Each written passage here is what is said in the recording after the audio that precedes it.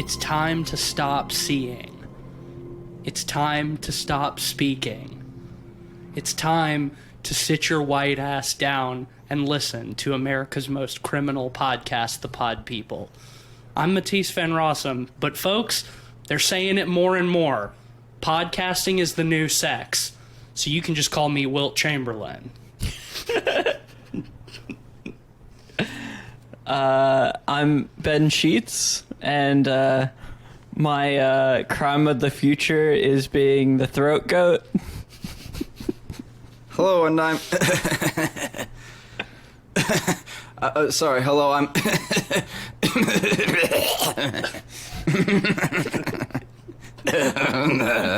Hi, I'm Cleveland Mosier. I have too many mouths, but I don't really feel like screaming. Instead, why don't you use those many mouths to talk about Crimes of the Future, which is the movie that we just saw. The long-anticipated return of David Cronenberg. His first feature film since 2014, 8 years after Maps to the Stars. And he's back, baby. He's Cronin and he's Bergen. Bergen real hard. Wait. He's Cronenberging real hard. Well, the best part of it is this is like a return to old school Cronenberg. Like Maps to the Stars Kind of. is fairly grounded. Cosmopolis is for the most part grounded. Eastern Promises and A History of Violence, which were 2000s movies, fairly grounded. Like this is probably the first like body horror exclamation point body horror Cronenberg movie in the past like 20 years. Yes, but I think this is actually pretty well in line with his later output, in the sense that it's not as it does have aspects of body horror, but it's not as crazy or scary or grotesque or like action heavy as some of his earlier stuff. It's not what I was expecting going in, but I'm still very happy with what I got. But I can also see how others might not. About that. Enter Cleveland. Hello. Hi. Get ready for a shitload of prefacing. Everyone's favorite thing. We love that. We love prefacing. We love that, don't we, folks? News doing. I, first off, have seen very few Cronenberg films. Admittedly, I think The Fly is one of the few I've seen. There might be another one, but it's basically that. I have not seen Videodrome or any of his movies, really. Crash, etc. Have you seen woefully The Dead Zone? bereft? No. Okay. I have seen It's a pretty popular one. little to Nonenberg of his movies. I have only seen the tip of the Cronenberg. So like the iceberg you see. You've seen like his most popular film, but also a film that I don't think is overall that representative of his filmmaking style. Honestly, Well, I love the movie, probably one of his most accessible movies too. Alongside of like Scanners. The Fly is fantastic, and it's one of my favorites. But like, I can see how, having only seen The Fly and then going into this, how you might be disappointed coming out. Yeah, and I'm also gonna put this one out here too. I didn't get much sleep the night before, and I ate a weird long pizza that they served at the theater. It's like an open-faced sub. Yeah, it was A weird. really long pizza. Yeah, and I was pretty drunk. Also, I did breaking the law. I did smuggle in like one of those like really tall boy White Claws. And I had one in the car You chugged one in the parking lot on the way over. So that plus not very much sleep plus a very dry film results in one of the longest naps I've taken in the middle of a movie before. And I feel really bad about it. I don't want to put it all on the movie. And again, I feel terrible. If this was like something we watched on, say, Plex or Netflix or Shudder or whatever, I would have made it a point to watch it again before the podcast. But that shit was in theaters, so I don't really have that choice right now. So apologies. Fortunately, you guys watched all through it. I'm going to be giving a lot of credence to y'all. I did not fall asleep. I feel bad, like, even rating it, but like, okay, I miss like. You missed like a scene, maybe two. Yeah, you didn't miss all that. But like, much. I fell into like I dreamed. Like, I fell into like a deep sleep. Which again, falling asleep and waking up in the middle of this movie is very disorienting. Also, and I also did have to get out to pee early on as well. Yeah, that was a whole deal. So I'm going to briefly get into why. I think this is okay. It's sort of a circumstance that's a lot like the Greasy Strangler, where I understand what they were going for, and I think that they achieved it very well. Is it for me? I want to say yes. Like, unlike the Greasy Strangler, I want to say that, like, I mean, I really like dry, scientific or explorative films, and or even like atmospheric films where nothing is happening. Like, I'm here for the vibes. Yeah. And this movie put out the vibes. But there was just something about how, like, every scene was like a delivery of new exposition, and all of the performances are very understated. Now, there's a great deal of subtlety in those understated performances. The characters are very well acted, and the world is fascinating. However, no one in this film ever once raises their voice or, you know, goes on like a wild chase or anything like that. And I don't want to be the guy to say this movie didn't have enough explosions in it. Well, But I mean, I do really could have gone for an explosion. I do think you bring up an interesting point. I was thinking about it today, and I think the best way to sum up that aspect of this movie is that it's weirdly a conflictless film. Yes. There's not really a conflict. The biggest conflict in the film is Saul's conflict with his own body. Yeah. Well, there are stakes. There's stakes, and there are like the impressions of conflict, but the characters aren't informing us to be concerned about it because there's they're so dry. There's no action. There's not really characters arguing or anything. Like, it's. My instinct is to call this a vibes film, but it's like too talky to be a vibes film. Well, the thing is, beyond that, I would argue that there's not even a real villain in this correct. film. Like, you could argue that the government is, but even they like have their reasonings to, you know, do what they do. There's and the idea of a villain, but yeah, there's not like a real villain to project. And also, no one's really good in this movie.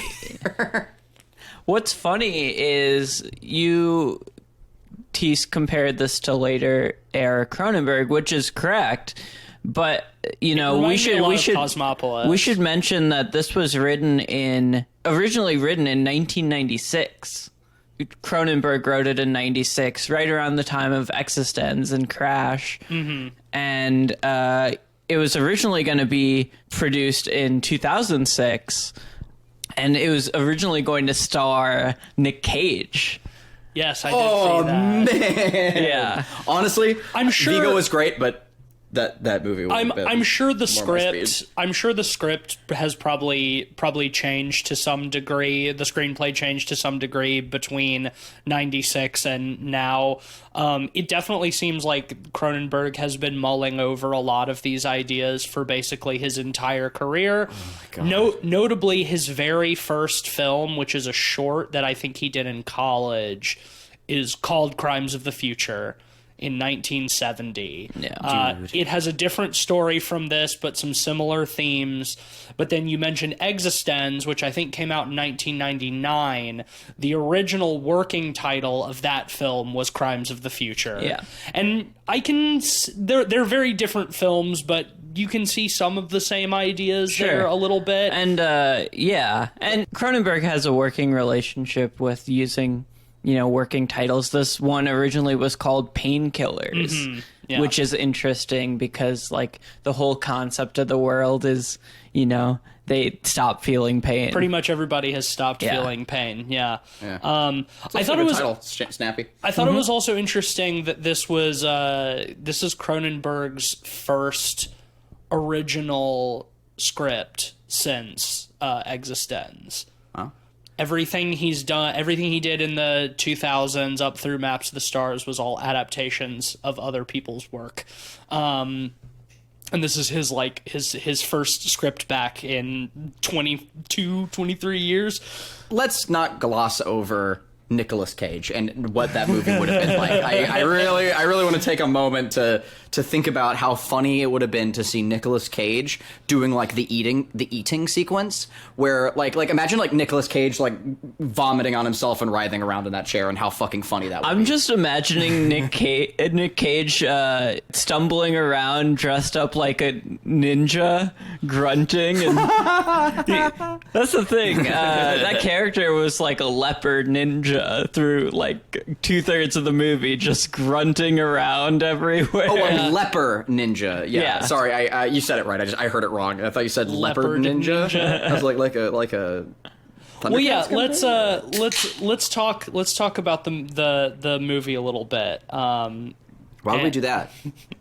Okay. So it takes place obviously sometime in the future, presumably near future, but we don't get a date or time or Sometime anything. in the future I mean, it's for very crime. post-apocalyptic. Well, yeah, we'll talk about Post-industrial. We'll talk about the world, yeah. Post-industrial because it's dusty. The future steel. that Cronenberg presents us with is one where humans have basically evolved to stop feeling pain, but also that maybe connected to that, maybe unconnected, human evolution is kind of in a unpredictable sort of state of flux.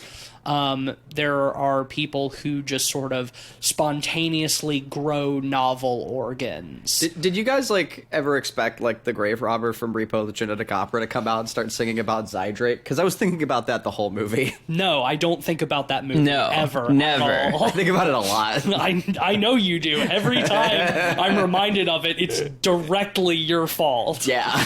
Good. But Viggo Mortensen plays. It's bad. But I love It sucks, dude. It's It sucks. terrible. I know, It's a it's terrible movie. I'm not going to devote any more time to talking about Repo the Genetic Opera on this episode. But like they talk about like how they're like hot for surgery and they're like growing organs and stuff. Like, come on.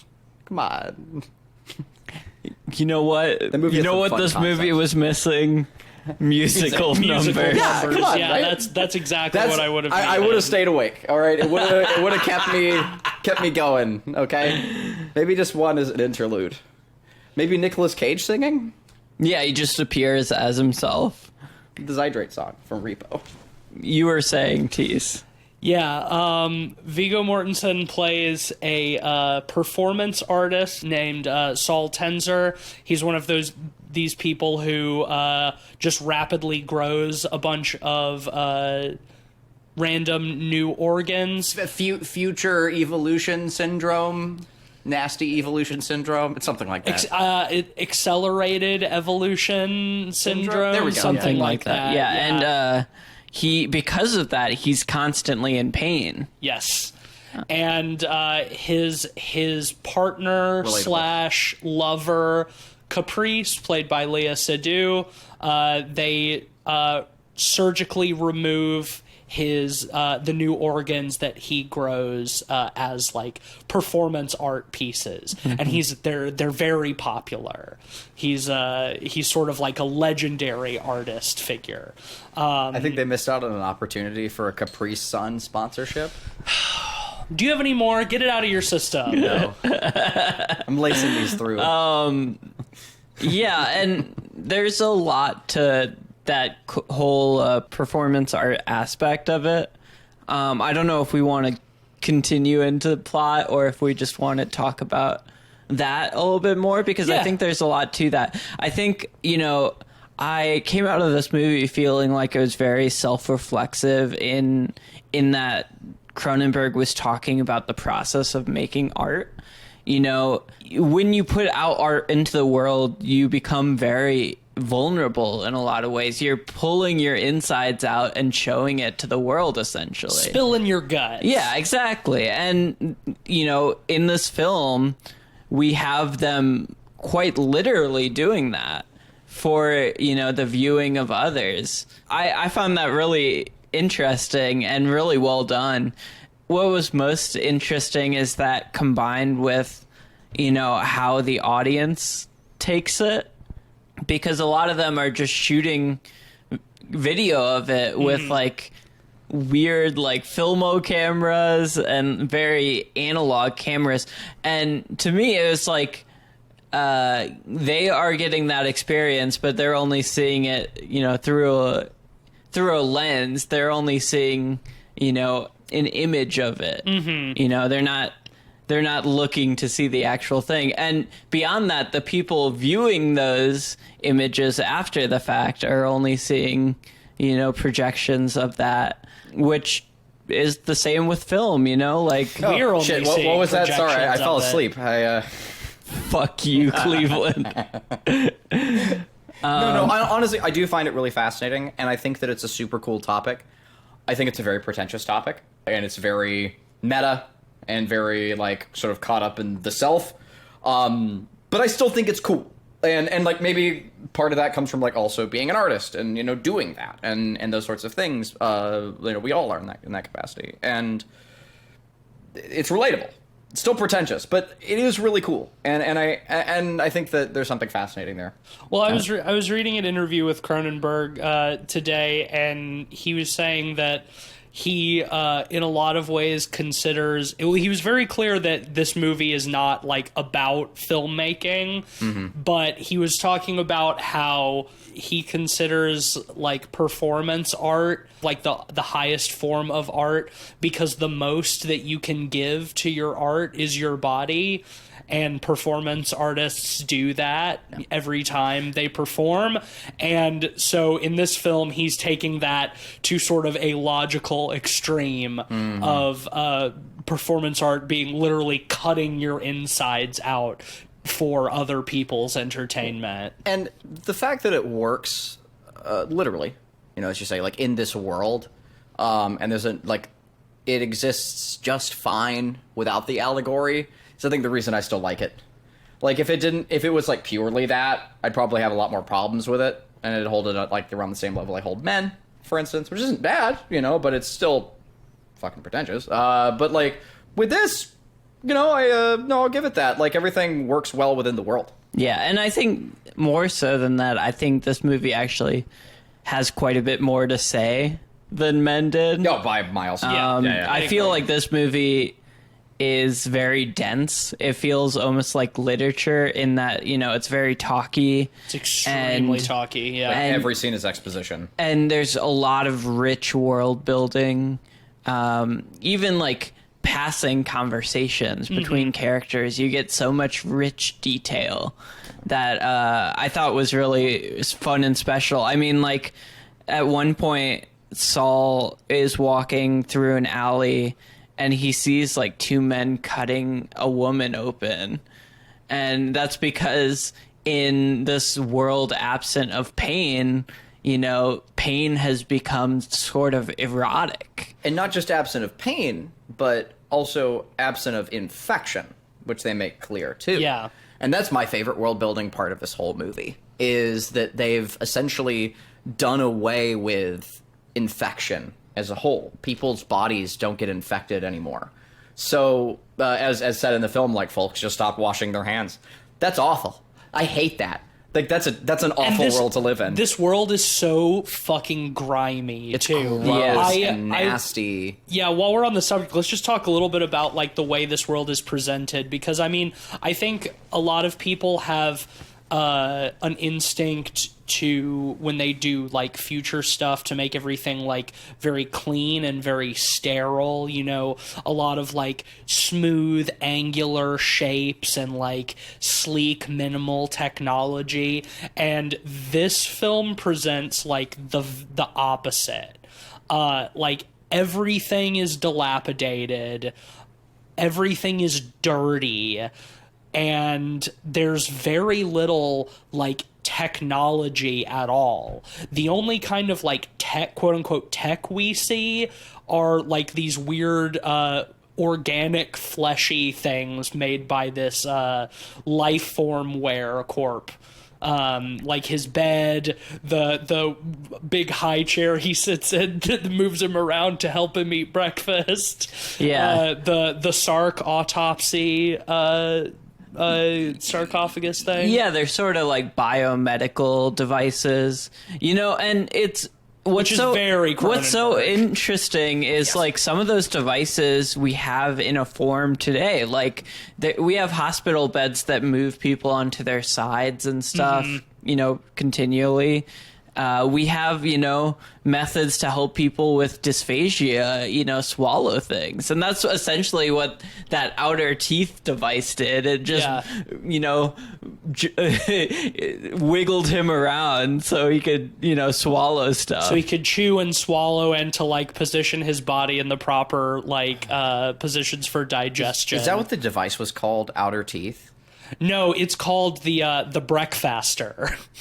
Oh man, that's also Yeah. gross. The breakfaster, and then his bed is the orchid something, which is just like this big fleshy ear looking thing that It's a hangs vagina from the bed. ceiling. Let's call it what And it is. kind of just Yeah. like wiggles him around all night.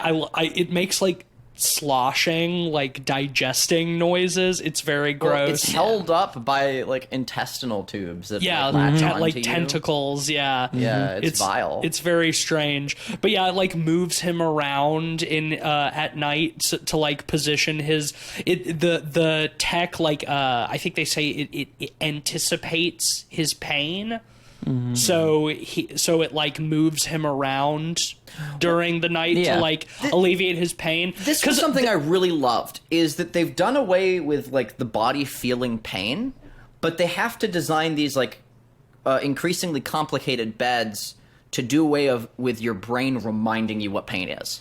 Yeah, because they say that the people who do still feel pain only feel it when they sleep. Yep. They only feel pain at night.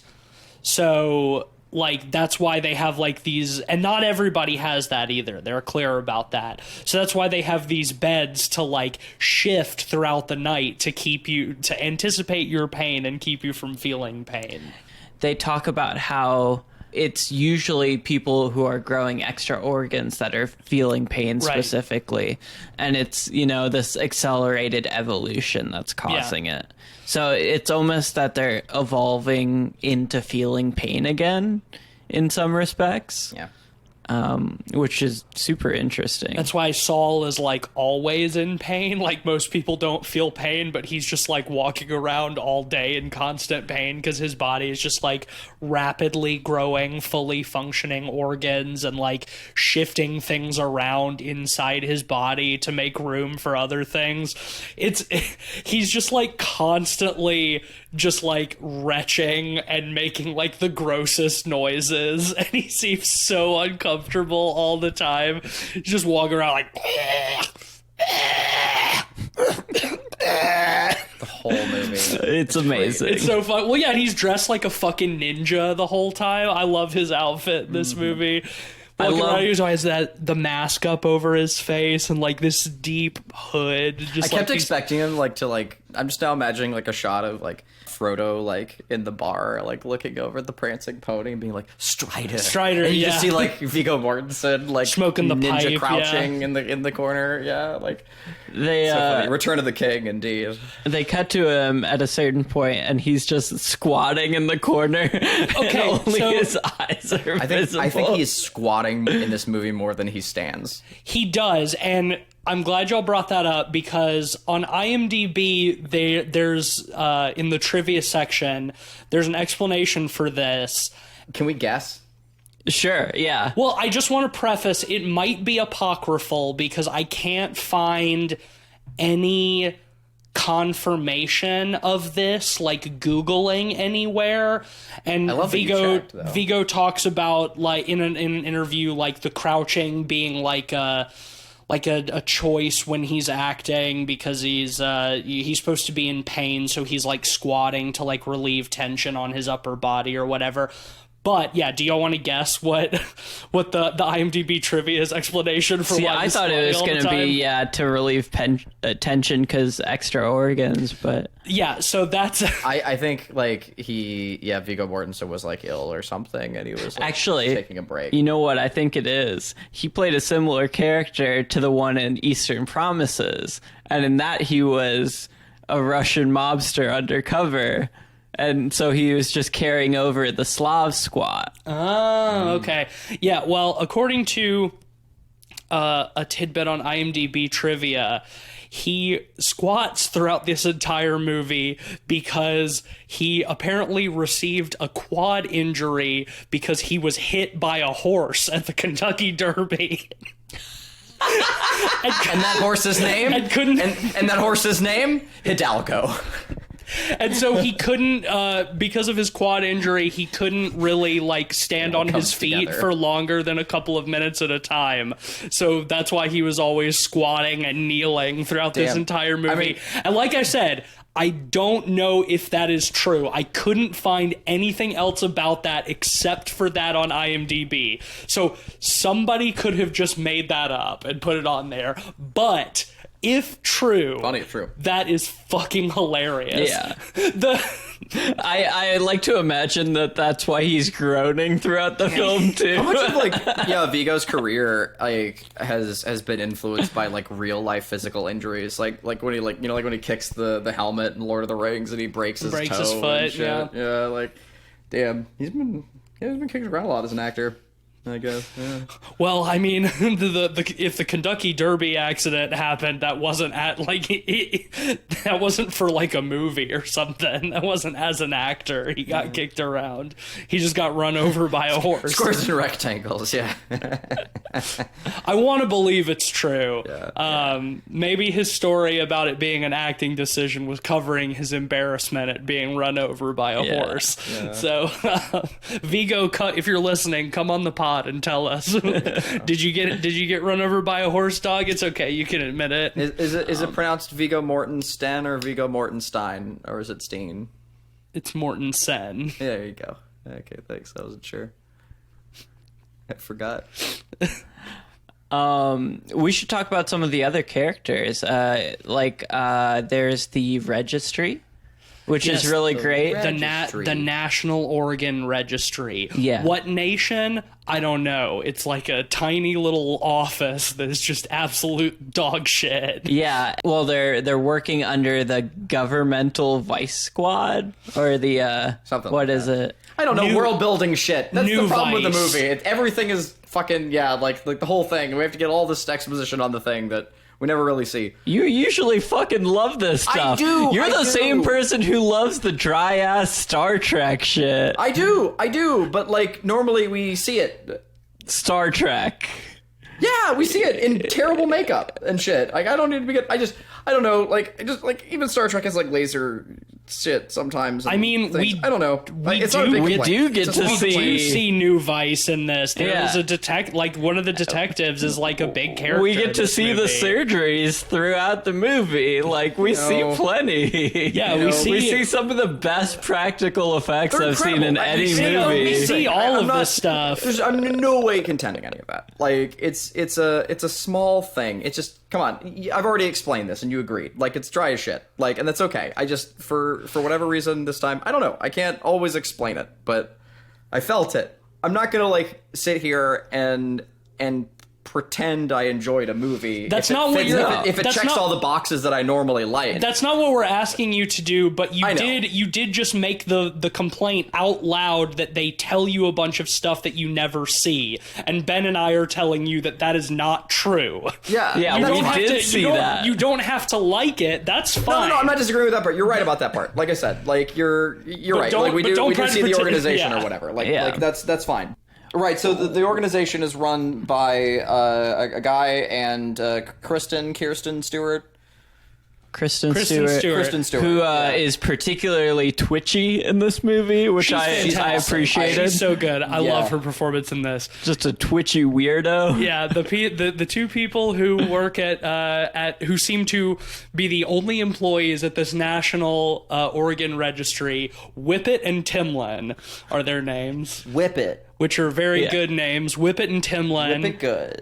Timlin is Kristen Stewart, and she plays just like the weirdest, like slimiest little Horny creep.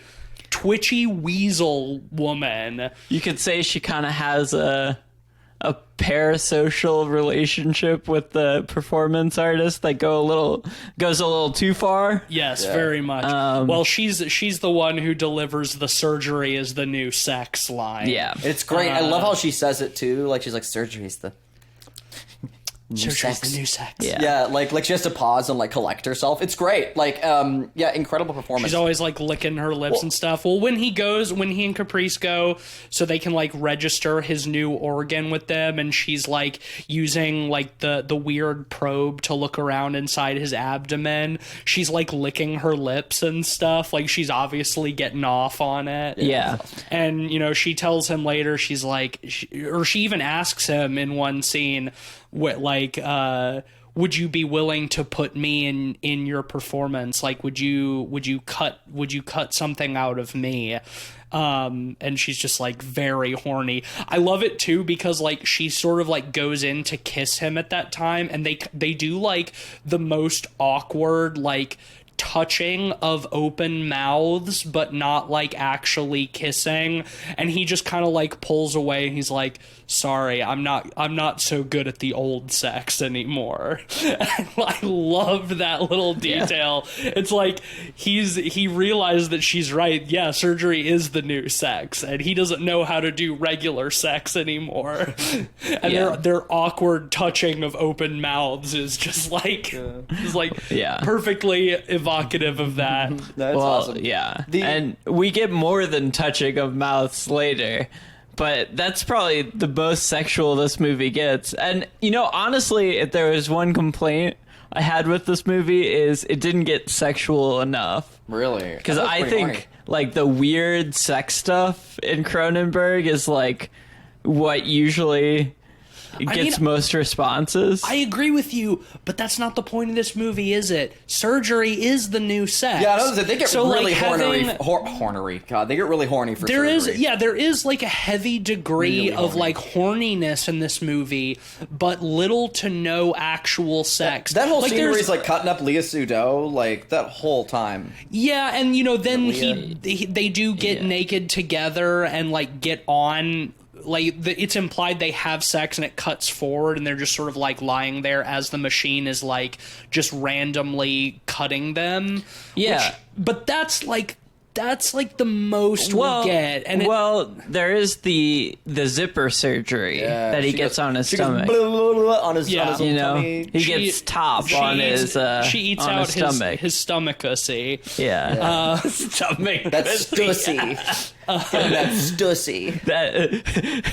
that tamusi. But again, like none of this is actual sex. Like it's all very horny and erotic, but it's not actual sex. Yeah. because sex is the way of the past, man. Yeah, like the scene where she's like fucking performing Tummy-lingus. Tummalingus. I was about to say, I was like Tummalingus on him. She like Viggo Mortensen says like specifically, careful, I don't want to spill.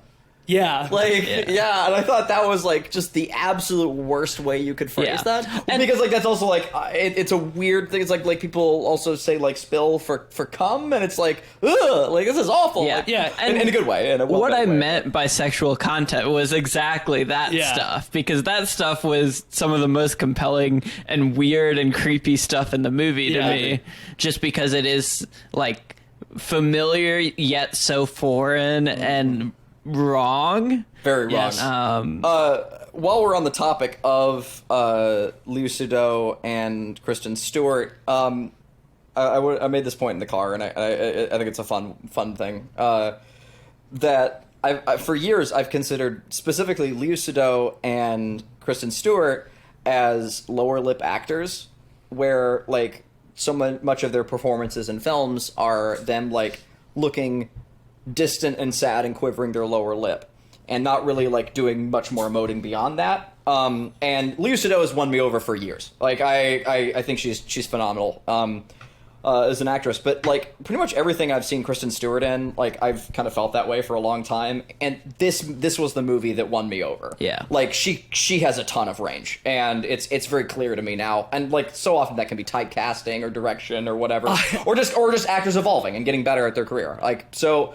I don't know. I'm now I stand Kristen Stewart. Like, I thought she did a phenomenal job in the film. Have either of y'all seen any of those Twilight movies that she was in? Fuck no. Because I haven't either, but I've seen a couple of people on Twitter saying that her performance in Crimes of the Future feels like a parody of her performances that's in kind of fun. Twilight. Yeah. That's funny. Like sort of a heightened version of I see it. But I haven't seen any of those movies, so I don't know how true that is. She's kind of like a creepy fanboy around like Edward Cullen, and like that's like a whole thing. Like kind of awkward and twitchy, sort of. Yeah, like, she's like the awkward teenager because it's supposed to be like, you know, like something that like awkward young teenage girls can like, right. you know, reflect, you know, or relate with, and so like that's a big part of the role. It's for like the gothy teens, and I totally see that. Yeah.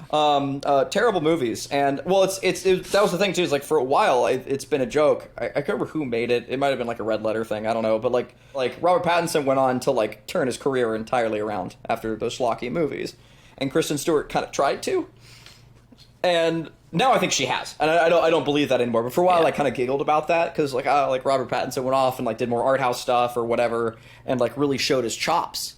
But I never felt like any of the movies that Kristen Stewart went. Like Kristen Stewart tried to do the same thing, but I never felt like any of those movies really succeeded in showing her range as a performer. She just did that movie where she plays Princess Diana, which I've heard is really good, but I haven't seen. The trailer looks compelling. Like she just looks like her. I was really impressed. I didn't. It's the same filmmaker who did the Jackie Onassis movie with Natalie Portman. I did not like that movie. She starred in one of our favorite movies from a couple years ago, Underwater. Yeah, I thought she was pretty decent in that. She's good in that, but I mean, I forgot that was her. Yeah. Her performance is still kind of like flat, melancholy. Well, that's the thing. Like, performances are secondary to the monsters, the adventure of that movie. Exactly. Yeah, the characters are not the strong suit of Underwater. I think my favorite scene with her in this movie is when they're talking to the police officer who comes in and is talking to them, the detective, about this performance series that Saul Tenser and Léa Seydoux. What is their character's name again? Caprice. Oh yeah, Saul and Caprice are doing, and he asks, "Is it art?" You know, he pulls up his shirt and shows that he has sort of a tumorous growth on his side, and he says, "Is this art? You know, if that's art, is this art?" And Kristen Stewart goes off into this rant about how it's art because, you know, it's the process of... It conveys meaning. Yeah, and, not only that, the organs that are grown are tattooed. Yes, that's part of the performance. Léa Seydoux tattoos them while they're still inside his body, and then removes them, and then they display them in like a jar or whatever with the tattoos. Yeah. And not only that, she says there's a question of will. Of whether he wills the organs into existence. Which ends up, by the end, becoming an interesting sort of question. We don't have to get into that quite yet. But I thought that whole sequence when she's talking about that is very, kind of representative of kind of this allegory of art as a whole. Yeah. Like, what makes art, besides the will of the participant and, what you're showing, like you is are it art if you do it unintentionally? Yeah. Yeah. And does intention make it art, even if there's no effort necessarily? Here's my thing about the art conversation as a general, the whole Sophie's Choice thing or whatever. Sure, why not? Let it be art. that doesn't mean it's good art. I mean, in this case, it is. Like, sure. Yeah. Like, I'm definitely not saying that. But, like, you know, just in general, it's like, oh, is, you know, this person, like, farting musically art? Yeah, why not? Let it be art. It doesn't have to be good. Like, Well, like that's one of the things that Kristen Stewart says in this movie is in that conversation is, you know, she says that many people respond to it. Yeah. You know, so whether the detective thinks it's art or not, there are people who take some kind of meaning from it that makes it important to them.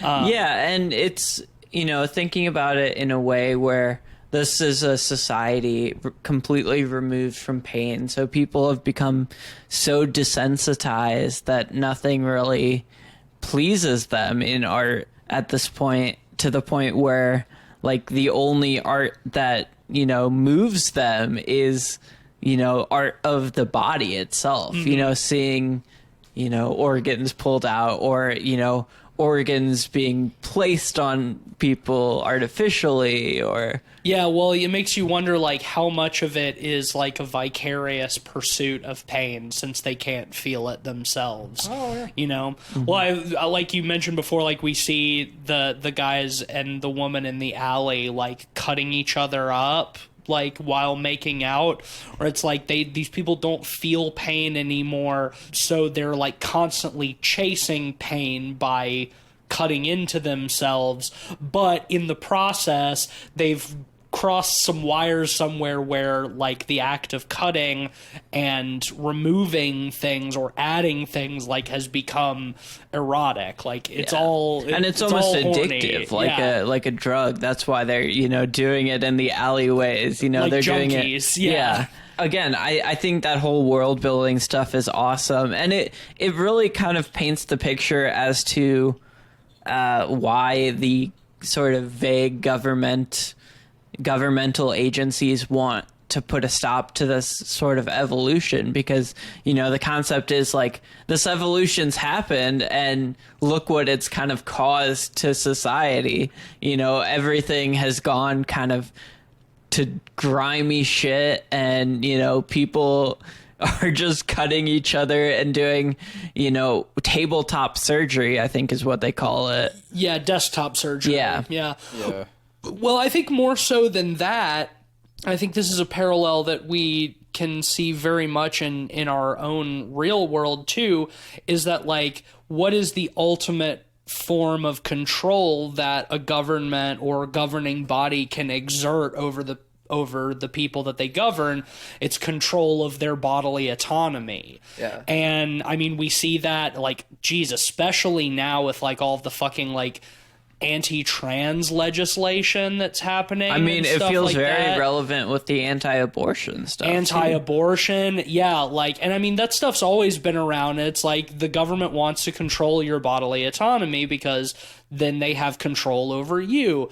And so in this world of Crimes of the Future, where human evolution is essentially unchecked, it makes the government nervous, because if they can't control the state of human evolution, the path of human evolution, then can they control whatever humans become at all, right? Well, they talk a lot in this movie about, like, the growth of new organs, and this kind of evolution essentially makes these people inhuman. Yeah. Is how they consider it. That's the whole point of the fucking National Organ Registry. They're not even official organization. What they do isn't even really legal, but it's like a pet project for them. They're concerned that if they don't track and map and register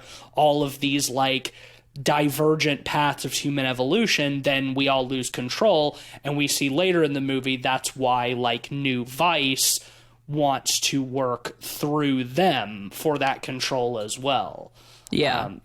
And, you know, the whole crux of the movie is, you know, there's kind of a sect that is growing organs in themselves that allow you to be able to eat plastics and refined plastics. And that felt very relevant too with we're in the age of microplastics now. Yeah. Like something like 80% of people have microplastics in their bloodstream right now. Yep. And All three of us in this room probably do. probably, Physically. yeah, You and listening statistically have microplastics in your blood. yeah, and from what they can tell, like it hasn't caused a ton of long-term effects as far as we know yet. But it's too Plastic new man. to really know the Yeah. long-term effects. Yeah. Well, I was reading in a different interview with Cronenberg that like this was one of his biggest inspirations for this film because he knows that we're entering this age where like because of the pollution of the planet and the artificial shit that we put in our food that like we are accumulating microplastics in our bodies and in our systems. And so he says like what effect would that have on human evolution? What Yeah. would that do to the body? And this Future movie crime. this movie is like that's one of the big things this movie explores. Well, yeah, I saw an interview with him where he was talking about how in college he studied cellular biology and, how like they've found cells and single-celled organisms that eat plastic and survive off of plastic and actually get nourishment off of plastic. And he was talking about how if single-celled organisms can do that, humans are built up of, billions and billions of cellular organisms. There's a possible evolution someday where we begin to eat plastics ourselves. It makes sense when, you talk about it from a very scientific perspective. And I Yeah. found that super interesting. Yeah, and in this movie, though, the plastic eating stuff, Those bars, those purple bars look pretty tasty. I'm not gonna lie. yeah, they did. Honestly, they looked a little like soap, though. Give me the shiny Exactly. purple go sticks. Soap looks delicious, dude. What are you talking about? It smells good. Like that's my point. You heard it here first, folks. Cleveland thinks soap looks tasty. Y'all don't? No, it looks No. like soap. I mean, like it looks and smells like it would taste really good. I know it doesn't. I'm an adult. I promise. But like it does. I that's the whole- never smell soap and think, I want to eat this. For real? I think Really? Coconut one? Never. I think, nice fragrance. Like if I were to be strolling through a field and pick a wildflower. Yeah, I don't want to smell eat a that. candle Yeah, either. I'm like, confident our listeners understand. I'm At least some. There's a few out there who hit me up or don't. yeah. Fine. I don't need your validation. well on the subject of the plastic eating. We would be remiss if we didn't mention the first scene of the film, which ends up being Maybe I'm just more evolved, and that's why. Cleveland will be I- prepared to eat soap before the rest of us. Yes. And he will I'm will ready. survive He will to pass cleanse away. his I have inner future organs of the acceleration future. crime syndrome. Yeah. That's what it is. Yeah. Rinse those organs out. I have future crimes in my body. This is- I wasn't expecting it, but this. Oh fuck! What's the name of the movie with Tom Cruise? Top Gun? Mission Impossible. No, a future crime. Edge of Tomorrow. No, future Minority Report. Yeah, this Minority Report sequel gets wild because future crimes. Different kinds of future crime. He's in the future crime unit. It's like the same movie. Yeah, basically. Done future crimes. They didn't have an oracle in this one, though. That would have solved him a lot of time and trouble. I think that's all that would have been needed for you to be interested in this movie. What, an oracle? Yeah, Why? because it's something. Oh, just things being in this movie. Yeah. Yeah, damn. And when you put it like that, Scott Robertson made the bikes in that movie, and they're really cool. He's a good artist. Neat. Weird obscure facts that I know. Anyway. Sorry, I cut you off as a joke. Apologies. Yeah, like you've done many times so far in this episode. Yeah. Apologies. Future crimes. So the opening scene of this film is very important. It doesn't seem so right away, but it does turn out to be. We see like a little boy on the beach, sort of digging around in the sand. I love there's like a just a huge like capsized ship Yeah. just like in the background. Another like really nice like sort of post-apocalyptic kind of feel to this. But his mother calls him in. We get a scene of him in the bathroom. He sits down and picks up the trash can and just starts taking bites out of it and just chewing them up. It reminded me of like the scene where they have tea in Alice in Wonderland and they just like take bites out of the cups.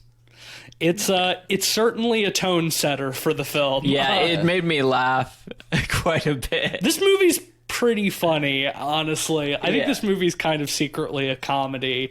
But so we watch this kid eat this trash can, and then his mother proceeds to promptly murder him, smothers him with a pillow. See, I think you're half right there. I mean, you're all right there. Like, that this movie, I think, uses comedy to put you in a position to not feel bad or afraid or nervous or anxious or anything negative about the very dark things that are going on in this movie to reinforce the apathy, which is a cool technique.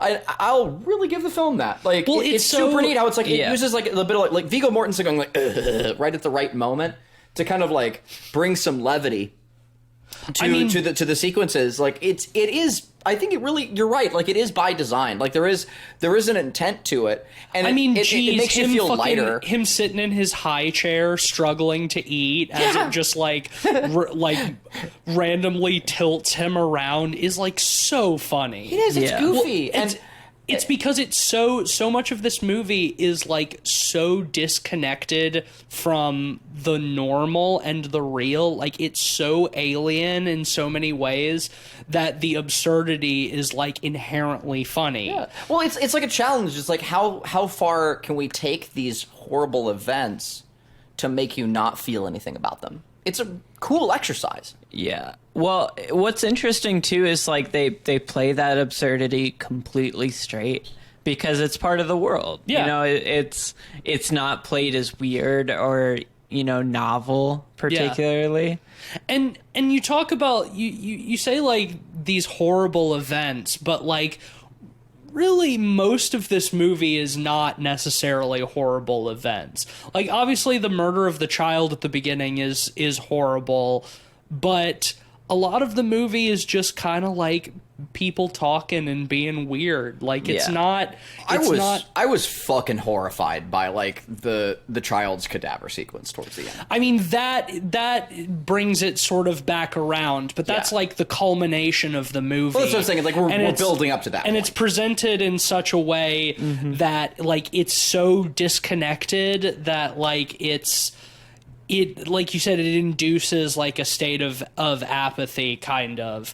But yeah, so the kid gets murdered and his mom calls the husband or basically whatever is like you know, hey, come pick up the corpse of the thing that you called your son or whatever. We learn throughout the movie that the kid's father, played by Scott Speedman, or as I call him, Scott Speedstick, is one of these, like he's like the leader of like this plastic eating cult or whatever. They have all like through surgery given themselves like the organs needed to be able to consume and digest plastic, but this little boy was like the first like naturally born plastic eater. Yeah. Which brings on these sort of, you know, weird implications about like, well, how is that possible? How can you pass down a surgically gained trait, something that doesn't have like any genetic quality? I think the example they use is like you cut off your pinky finger, your children aren't born without pinkies, right? But Scott Speedstick approaches Saul and Caprice and is basically like, hey, I have the corpse of my son. What if instead of pulling organs out of you for one of your performances. Why don't you use the Sark for its intended purpose and do like an autopsy on my son? Which brings me to, I think, the most uncomfortable conversation I've just about ever brought up on a podcast. This whole part of the film had me deeply uncomfortable. And I think you're supposed to. And I don't have a problem with it, but I think it really comes right up to the line. It really does. And, well, I'll get into why. Okay, so first off, we have to acknowledge that, like, pornography is not always, but often is art. Like, there's plenty of pornography that is art, okay? Cool. That's fine.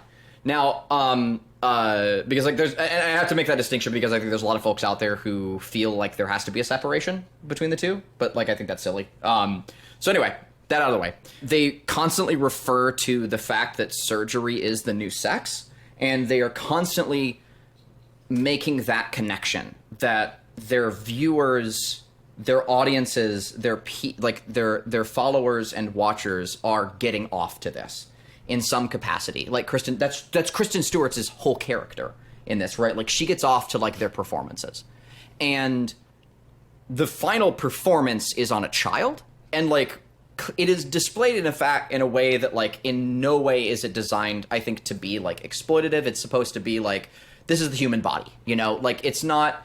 I don't have a problem with how this film does it, but I do find it deeply disturbing that like the characters within this world are finding this to be pornographic. Does that make sense? Yes, but I kind of disagree with the idea that the autopsy of the child is the same as the like psychosexual surgery. I don't think they treat it the same way at all. I don't think the characters treat it that way. I don't think the film treats it that way. And I think that there's... I'm with that. I think that there's... Lea Seydoux' character, for instance, definitely doesn't, and she really doesn't want to do the performance. I think that there's like, there's the distinction that the eroticism of the surgery is that people are doing it to each other and sharing it in the same way that you share sex. Oh, interesting. Like Kristen Stewart is obviously like her character is presented as a pervert. Yes. That she and the other guy are like pervs. Mm-hmm. Her reactions to Saul and Caprice's performance is not the norm. Even in that world. Even in that world. The idea that, like, people cut into each other, like, as a means of finding some kind of, like, cathartic physical release in the same way that they do sex, I don't think that, like, these kinds of weird performance art things are viewed by people as pornography, as like a means to get off. When people talk about it, the way people are watching, it doesn't feel horny. The people who are participating in it, like Vigo there's like an ecstatic kind of quality, you know, that he's feeling when Lea Seydoux is removing the organs and stuff. But like, there's nobody in the crowd like licking their lips and rubbing their hands together. It's like high art, you know. It's especially the way that like Lea Seydoux and her friend, who she goes to the art performance where like the woman's having like the slit, like the gills or whatever, like cut into her face and forehead. Mm-hmm. They don't talk about that as like a display of eroticism. It's like they discuss it like critically, like it is art. So I see where you're coming from, and I think that I get like how you could come to that conclusion, but I don't see it personally. Interesting. Yeah. Yeah. Just like I was like, yeah. When that scene first starts, I was just like really taken aback. You know, because of like that sort of reinforcement.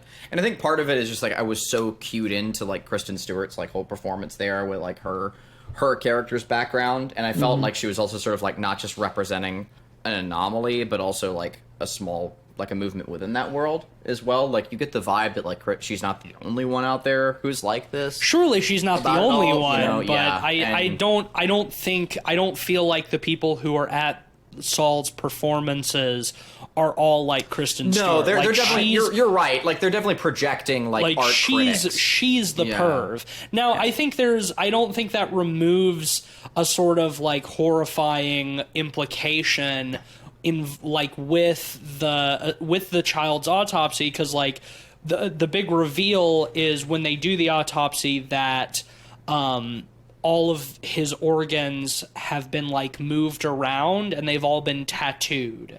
So it makes it look artificial. Yeah. Because the whole idea is like Scott Speedman wants to show people like this is human evolution.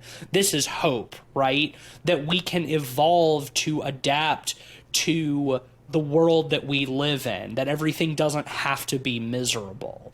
That's why he wants them to perform the autopsy publicly. But then when it happens, somebody has done something to make it look artificial, right? Yeah. To sort of like butcher him. And we learn from the detective afterwards that New Vice was responsible for that, and they hired Kristen Stewart to do the deed. So I think that has its Yes. own nasty implication because of how she views Yes. that process of surgery and cutting and stuff like that. And thankfully, we don't see that happen. Right, we don't see it. We don't see that happen or anything, but it definitely The implication of that it though does is wretched. is that like yeah, she's like a necropedo. you Yeah, know? Yeah. exactly. Or the wow. Yeah. That is an unfortunate title for a character, isn't it? Yeah. Jesus Christ. Yeah, that's pretty deeply unsettling. Well, yeah, she's a weird, nasty little freak. And Yeah. the movie doesn't hide that. The movie's very clear Yeah. that she's a weird, nasty Yeah. little freak. Yeah, and you know they talk about how weird the situation is to begin with, because they talk about the legality and the consent of doing an autopsy on a Right. child's cadaver. That alone kind of puts a little validity into that read Yep. that you're talking about. And it is definitely disturbing. I think there's some metaphor there. Think about all the ultra rich people that are living to fucking 100 at this point, defying science, using technology to live longer than they probably should, to the point where they don't feel normal pain or suffering, and like how billionaires are Totally diddling detached, kids yeah. because that's the only thing that gets them off at this point. It's fucked up. Is the cruelty and the power. Yeah. Yeah, deeply unsettling. Crimes of the future, crimes of the present. There's another thing. It's I guess my turn to be pretentious. Go figure. I'm gonna kind of use that word a lot, against the favor of this film, and then I'll bring up a pretentious idea. But there's also another factor here, which is really interesting, which is the relationship of the father seeing how his son was the next step in human evolution, and in putting art out there. And he's like, yes, I want to give you my son to put art out into the world. And at the same time, Brandon Cronenberg is directing films and is now putting his own art out into the world. So they both are set to have a film come out this year. So Crimes of the Future is David Cronenberg's, and then Brandon Cronenberg is also putting out a film this year. Infinity Pool? Is that Brandon Yeah. Cronenberg's new movie? The sequel to Pontypool. Haha. But no. And of course, Possessor was one of our favorites. Yeah. Was that last year? 2 years Two ago. years The year ago, before. Oh, yeah, jeez. time flies. But Possessor was amazing. So 2019, 2020. 2020. Yeah. Possessor was a phenomenal film. And I did want to mention this in one small capacity. Again, this is coming from someone who has not seen the majority of David Cronenberg's work, but I liked Possessor a lot more than I liked this movie. And I think that Possessor does a lot better job with handling world building and exposition in an engaging way. I don't think it's necessarily better world building or exposition. I really like both, but I think that Possessor, and then they're different movies. They're apples and oranges. I get it, certainly, personal preference entirely. But I think that Possessor has phenomenal world building as well, and is really engaging throughout. Yeah, like I was Possessor, like always glued to the screen, and there's so much really cool action. And again, different story, yeah, different intent, Possessor has action. Possessor has stakes. Possessor has a higher rating from me. Possessor has antagonists. Like it's, but and means like anything. obviously the lineage is there, but David Cronenberg and Brandon Cronenberg are different men in very different stages of their life, wanting to explore different things. I mean, you can see the kind of shit that David Cronenberg was making when he was young, and it's way more, transgressive than something like this. Yeah. It has a very different goal. Well said. I would hesitate. I hesitate to even really call this movie a horror film. Like I think it definitely has the qualities of a horror film, and it does bring back some of the like Cronenbergian body horror, but I found this movie like so cozy. I was like so Interesting. especially like based off the trailers and stuff, and like Cronenberg returning to like weird body horror stuff for the first time in like 20 years. Like I went into this expecting to be like disturbed. And, like how I felt through a lot of Possessor, which is a very, like, creepy, disturbing movie. But, like, the whole time I was watching this movie, I just felt, like, so cozy. Yeah, well, that's the thing, like... It's, like, this movie is so comfortable for me. I don't know why. Despite, having such a distance that left me cold a lot of the time, there was some warmth in this movie. For example, the relationship between Saul and Caprice felt very warm, even though the characters were kind of distant. Like there was definitely warmth there in their back and forth. They certainly had a very sort of closeness to that relationship. I will say what was so interesting to me about the surgery scene is because the rest of the film kept me at such a distance emotionally, like that scene kind of didn't affect me as strongly as I thought it would, Yeah, well, it's done so clinically as well. Yeah, if you told me before I saw this movie that there is like a child autopsy in this movie, I would have been like, Jesus Christ, that's fucked up. I would have been sitting in the whole movie dreading this like horrifying climax. Yeah, and when it actually comes, it didn't make me feel all that much. And I think in a way it almost puts you in the position of these characters who can't feel pain, the detachment. Yeah. Well, yeah, I think that's definitely by design, but what I think makes it, what saves that is that Caprice obviously feels something during, like, she's giving like a monologue while Saul is performing the autopsy. She's giving a monologue to the crowd.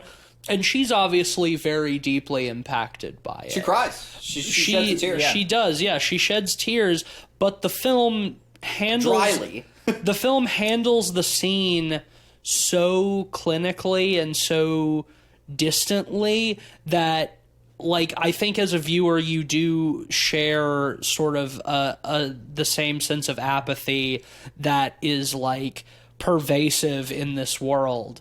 But the fact that you're watching Léa Seydoux have an emotional reaction to it while you might not necessarily be having an emotional reaction to it also creates an interesting feeling. Yeah, and it kind of left me uneasy thinking about it afterwards. Like, because we're placed into sort of that detachment and desensitization, like, it makes you think about that a little more than you would otherwise. It made it a little more disturbing, after the fact, just because you should be feeling something when you see something like that. So You should. I mean, it feels almost like an anticlimax to me.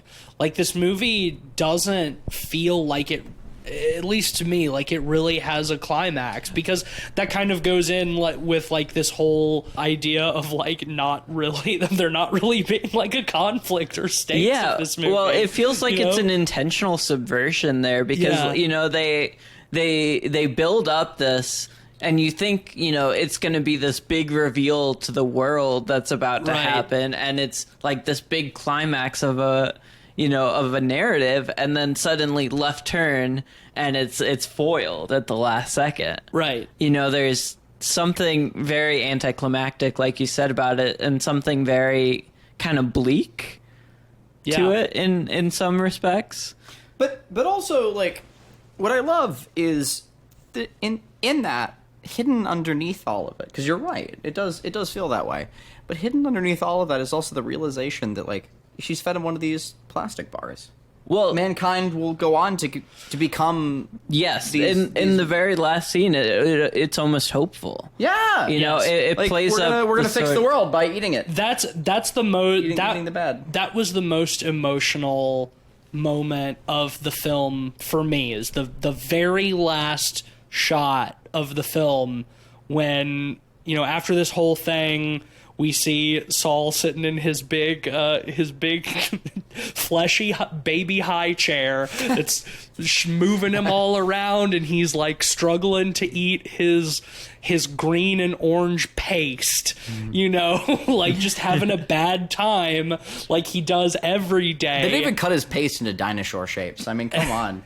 And finally, Caprice is just like, Is it time to try it? And he says, yeah, I think it's time to try it.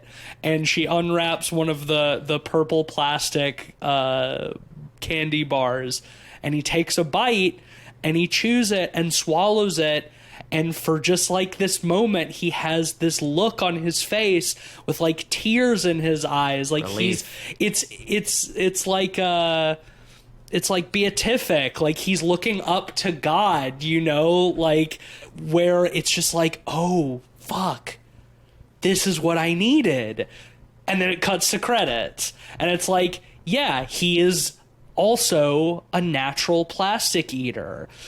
Well, what I gathered from that is, the whole idea of him being able to will organs into himself. Existence. He was so exactly. disillusioned by the fact that the government, foiled this, that he was like, I'm done with that. Yeah, well, that's what we haven't mentioned at all, is that this whole time he's an undercover cop. Yeah. Working, with New Vice. And that last conversation he has with the other detective before the end of the film is, the detective asked him, is like, you almost sound like you're a believer. And he says something to the effect of, is like, well, if you're going to be as deep undercover as I am, a part of you has to believe. And then right after that is, the final scene where he eats the plastic and has his relief. And like, yeah, he has, well, I mean, has he? We don't really know. But has he, willed his body into creating the digestive organs necessary and needed to eat plastic. And he finally gets some relief from his pain and discomfort. It's like, I can just eat plastic now. I'm gonna be okay. Yeah, well, there's something very bittersweet about that too, because you think to the last cycle of evolution that they had when they stopped feeling pain, and they probably pushed that so everyone got to that point. Yeah. And that's what got the world to become how it is in the film.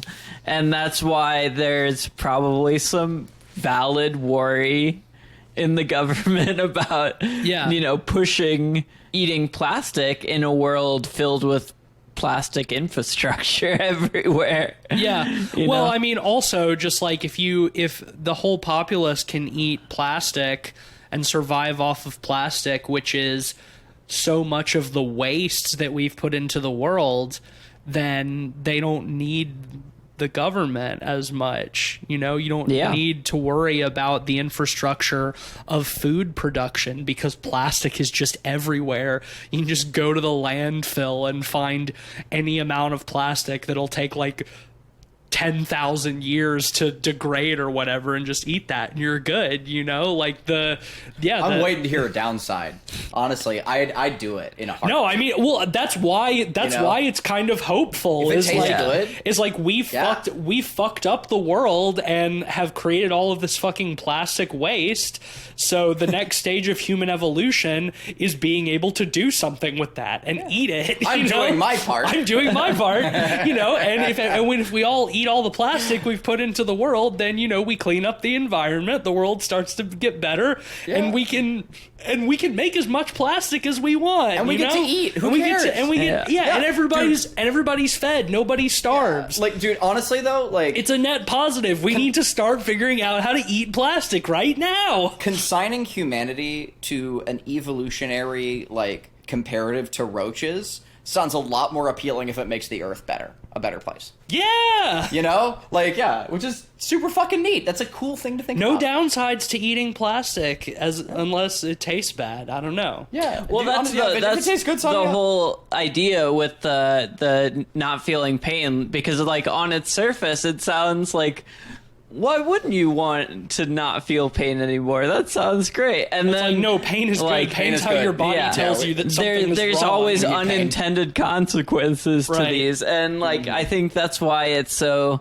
much more gray than just saying, oh yeah, this is a true net positive, Yeah. which makes it way more interesting to Agreed. me. Yeah. But ultimately, it's a positive for our character, Saul. Yes. Because he has spent his entire career as a performance artist avoiding and running from what his body is trying to do, and at the end he finally gives in to it. You know, he takes Scott Speedstick's advice and says, you know, why don't you just let your body do what it needs to do and lead you down the path that it's trying to lead you? Because like Vigo says earlier in the movie, he says, I don't like what's happening with the body, especially my body, which is why I keep cutting it open. Because he's scared of his spontaneous organ growth. Get these things out of me, you Yeah. know? But it turns out it's his salvation all along. So I think there's kind of a happy end to this movie. Yeah. In the weirdest way. In the weirdest, most Cronenberg-ass way. yeah. Yeah. We'd be remiss to not talk about practical effects a little bit. Oh, yeah. One underrated scene I thought was the assassination of Scott Speedstick with our two sort of lab tech. They're the life form wear repair techs. Yeah. Yeah. And they presumably hired by New Vice to carry out this assassination. Yeah. We don't know that It's in the mutual benefit. we don't know that explicitly, Lifelong but wear is the vibe I got. it makes sense. Yeah. You know. yeah. They cap him with a couple drills. Yeah. You have to think too that like Lifeformware is the company that makes those chairs and those beds, and neither of those things are necessary anymore. Like it's almost capitalistically motivated, right? Like their whole company is built around maintaining humanity through complex technology, and that's unnecessary if you're a plastic eater. So like they're doing it to, you know, like for that aspect of the organization. I love that they never have to say that. Yeah. One of the few things they don't say in this movie, but like they never feel the need to say that. I do think that's neat. Well, just like in America, capitalism and government and policing all go hand in hand. Mm-hmm. It's all one system. But the Sark is also another great Very designed- fucking cool design. It's like a big chrysalis. Yeah, it's very Geiger-esque and insectoid. I love the controller that they use for it. This weird fleshy little like Jello mound with like these little lights inside Yeah. it. Oh yeah. That they like insert into their chest. Well, yeah, Leia Sadu like holds it against her stomach while she's doing it, but like later Saul is like he just has it like sitting on a ledge while he's fiddling with it. Love that design. The bed we talked about already. The fucking the high chair Yeah. is a really cool design too. The Ear Man. We didn't yes. talk about the Ear Man. The Ear There's Man. a performance art piece where a dude sews his mouth shut. His eyes and his mouth shut, Yeah. and he's covered with a bunch of extra ears. Yeah. And then he does a dance. I do Yeah. love the dialogue around that scene where the person comes up to him and they say like, you know that like, or it comes up to Saul and they say like, you know, like most of those ears are non-functioning, right? You know, that was cool. Yeah, it's just like it's really hacky art. Yeah, I think that was his. Yeah, it's like he was- hack performance art as opposed to what Saul does, which is like high performance art or whatever. Yeah, I thought well, that yeah, was super that cool. woman who approaches him also like tells him that he should go register for the Inner Beauty pageant, which I think is a fucking hilarious name. That's why he gets the stomach pussy installed, because the pageant is basically I guess they just walk out on the runway and like unzip their stomach, show off their organs, and then zip it back up or whatever. Wild. They say he's a shoo-in for best new organ. That's wild. to I me, love that. yeah. That's another reason why I think this movie's a comedy, because that shit's just funny. Yeah. The Inner Beauty pageant. Come on. Come on. While we're on the topic That's of hilarious. practicals, I would be remiss without bringing up the fantastic illustrations of Oh yeah. organs. Yeah. When he donates his catalog of organs. Well, because to they have them, like yeah. on like onion paper or like vellum, onion paper and vellum. Like they have like drawings like over the drawings. The where they show, like, the tattoos. tattoos. Yeah. So they have like these beautiful illustrations of the organs, and then like on clear paper over it, they have the tattoos drawn on them, and they lift and compare, and like they do a wonderful job of showing off that art. And Yeah, it's cool. They're wonderful illustrations. Whoever did them, fucking And you get kicked to see ass. some of the cool, They're weird, beautiful, the cool, and weird shaped horrifying. organs that Yeah. Vigo was Like, growing. Yeah. jealous, honestly. Like that's a dream gig. Like being able to like draw some stuff like Yeah. that for a Cronenberg movie. That was sweet. Like holy shit. Like that's like the height of like things that I want to try and get into in my career. You know, like is stuff like that.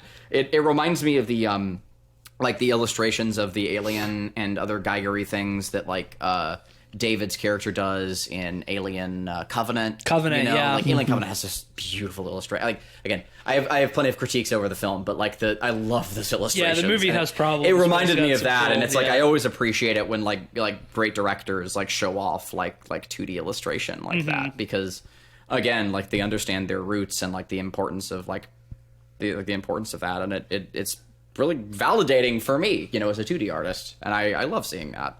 Music was really great too. Howard fucking Shore. I didn't. I was reading today that Howard Shore has done every one of Cronenberg's scores since Dead Ringers. Yeah, he's in been the a very 80s. close collaborator. Yeah, he's. I think they've done they've collaborated together like 18 times or something like that. Yeah. Which is crazy. And this really sounded like Howard Shore was doing his best One O Tricks Point Never impression.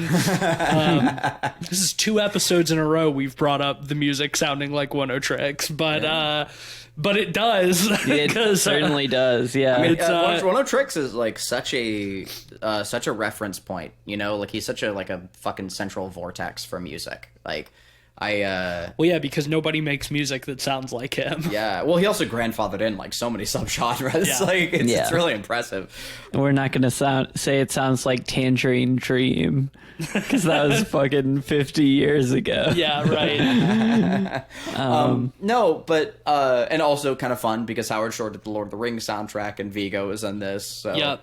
you know, I was not I was I was really surprised. I'm really surprised to hear that like he's done so many of like Cronenberg's films. Yeah. Also, because like, All of them, I think all of of them Howard since Shore. 1988. Yeah, Howard Shore like makes me think of like Lord of the Rings and like classical soundtracks and stuff. And so I was really surprised. He's got a pretty big range. Howard Shore Yeah. also did the score for Silence of the Lambs, which is great. One of my other favorite film scores. Howard Shore is the man. Honestly, I was surprised to see his name at the end of this movie because I'm gonna be real. I did not think he was still alive. Yeah, dude, he's prolific. My man is old. Yeah. but he stay out here. Respect. Are y'all Great ready to rate Yes, it's Crimes time. of the Future? Yeah. It's time for crime. It's time for crime. I can totally understand why this movie would not be everybody's thing. But man, it was just very, very much my thing. Oh yeah. It was it was totally different than what I was expecting, but I came out very happy. Like I said, it was a very weirdly comfy movie for me. I loved it. I'm gonna give it a 5, honestly. Hell yeah, dude. I thought it was fantastic. Nice. Do it. Yeah. Cleve, you go next. Okay. So I am torn, and I think this is one of the best examples of my rating changing over time. I don't know if I would give this the same rating if I had managed to stay awake all the way through it, or not gotten up to pee in the middle of it, which I also did, and a bunch of things, and I feel terrible about that. I really do. But I just, I had a lot to drink, so I needed to pee, so I had to get up, and then I was really tired, so I fell asleep. And, as Cronenberg often reminds us, I'm made of meat. I can't help that. The experience that I got out of it was good. It's weird to me because like when we talk about these things, when we talk about the world building, I'm thinking I feel like we're talking about a movie that I would have felt like was a 5. The world building, all of the stuff with like organs and like their apathy and stuff, I find, I use the word pretentious a lot, but they're things that I get pretentious about, like the things that I find fascinating, earnestly, and I think like, yeah, they're things I would give a 5 to for that. Did I feel like a 5 watching this movie though? And I didn't. And I Sure. I wish I did. And I think maybe I could on another viewing, but I have to be honest with myself. And I was struggling to stay awake. And I felt like the movie wasn't helping me to stay awake. And Sure. Is that even a fault on the movie? I don't know, because that's sort of the point. And I get it. Maybe I just should have had more energy watching the film. So it's fine. And I'm trying not to hold it against the movie, but it is my personal meat experience. And I'm going to give it a 3. And I hope to watch it again and to get more, not intellectually, because I got plenty intellectually from it, but to get more heart from it and to get more body from it. Do you... The practicals were fucking awesome. 3.5. The practicals were really good. You Let get me plenty go ahead. of body from it. You do. If you know what I mean. Yeah. But yeah, so 3.5. Well, we'll do a 3.5. But I do want to pose a question Great to you. Do you think you would have gotten more out of this story narrative if you would have read it as a novella rather than seen it? yes.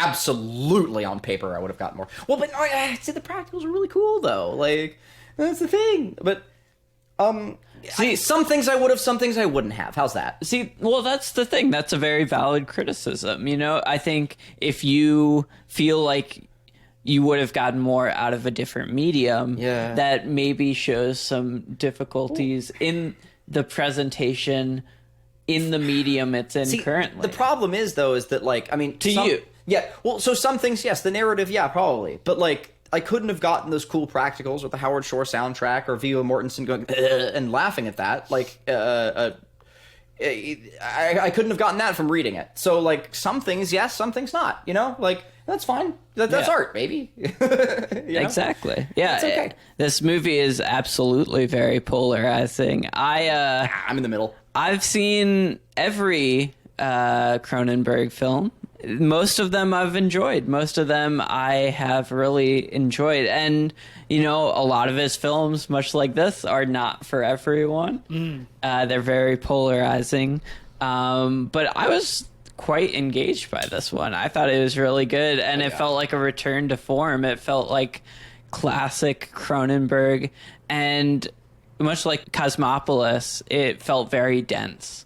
You know, there was a lot going on to it. You know, its talkiness is definitely part of that, but Talkie is good. yeah, the talkie is good, and it is very engaging. Like, all the world building concepts and the things to linger on and think about after the fact in that world are really interesting and engaging. You know, it might not be necessarily a horror movie, like you said, but, like, I think if I was rating this as a novella, like, it would feel like a sci-fi horror novella, you know? Even if it wasn't the most tense. It's the horror of the environment and the atmosphere.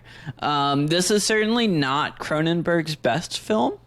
You know, there's certainly movies that I would prefer over this one. You know, things like Videodrome or A History of Violence or Eastern Promises. Or even Existence, probably. But I really liked this movie. I'm going to give it a 4.5 out of 5. It's definitely not for everyone. But if you like Cronenberg, I would check it out. Well, that will give Crimes of the Future an average of 4.3 out of 5. All right, so I do have prediction results for this movie. Let's start with Rotten Tomatoes. Lay it on me. So I predicted this would get a 62. Tease, you predicted 82. And Cleve, you predicted 79. It's currently sitting at 77. Oh, wow. Very close. Nice. Yeah, All right, so all right. Cleve got that one. Cool. For collective rating, I predicted 4 out of 5. Tease, you predicted 4.5 out of 5. And Cleve, you predicted 5 out of 5. So it was 4.3, unfortunately. Yes. Hey. If you would have given it a 3, I would have fucking won. So I'm holding that against you, Cleve. If I given it a 5, would I won, or would T still have won? Tease would have still Tease would've won won, because yeah. I gave it a 4.5.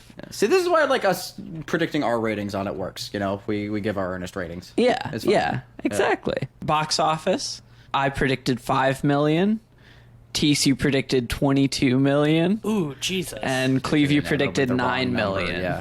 Well, It's currently sitting at 1.1 million. Oh, what was your prediction? brutal. 5 million. Oh, yeah? So I lowballed it, and Brutal. so we each won 1 point this Nice. week. Man, We have 1 million. movie left for the first half of the year. What? Oh shit! Who's winning so far? Oh, that's a good question. Yeah, I'm curious. I'll tell you after the pod. Keep it a secret for the pod. Ooh, okay. Stay tuned. Yeah, we have one more movie left that we predicted this half of the year. The Black Phone.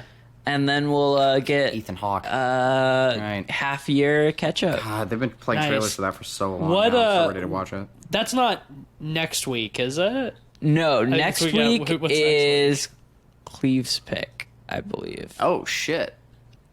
Yeah, I really want to see Vampire Hunter D Bloodlust. I think. Hell yeah. Yeah, Vampire Hunter D. Cool. Yeah, Hell yeah. I'm excited. We're gonna to watch that. animu it up. All I'll say is I hope it's better than the original. I mean, it has to be, one. right? I have Like, seen it. And Oh it's wow, very okay. good. You're. Well, that's the thing. When we covered the first one, I got them confused because I had seen the sequel and not the original, and I thought it was so great. So, Well, next week we'll finally know for sure. Is Vampire Hunter D Bloodlust better than the original? Stay tuned to find out. This week, the Pod People is brought to you by Jurassic Mark. Who's Mark? He's the guy with the dinosaurs. Get ready for a hot summer of Jurassic Mark.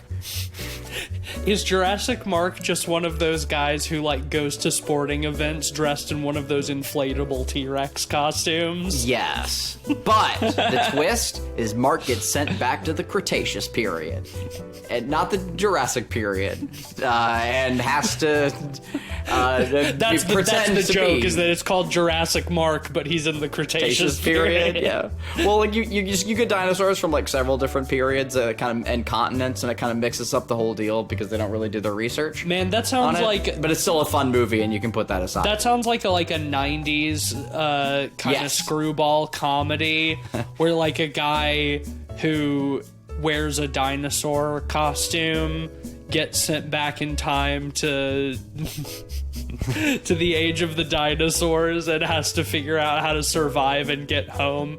So he's like running from T-Rexes even though he's dressed like a T-Rex. Yeah. Jurassic Mark. Jurassic Mark. All right, that'll do it for us this week. If you like the show, please, Please. please, But not too desperately. Well, yeah, we're not get too desperate. please. No, it's will not you too give desperate. Will you give us a 5-star rating on Apple Podcasts? You don't have to. Be an adult. Make your own decisions. Please. Please. Or if And/or. you don't want to do that, or you I could mean, do it. You could do both. preferably, Yeah.